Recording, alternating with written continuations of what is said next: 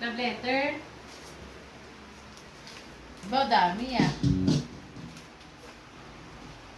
Dear Mama, happy birthday. Salamat sa pag-aalaga sa amin ni Olivia. Ba si Olivia si Kuya Bay? Wish ko sana lagi kang malakas at walang sakit. Parang may nagturo. Parang may nagturo ah. At sana makabalik na tayo sa dati nating bahay. Happy birthday. I love you. Kulang pa 8 yung birthday mo. Wrong spelling, wrong.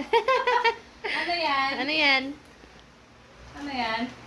Ayun. Wow, to Mama.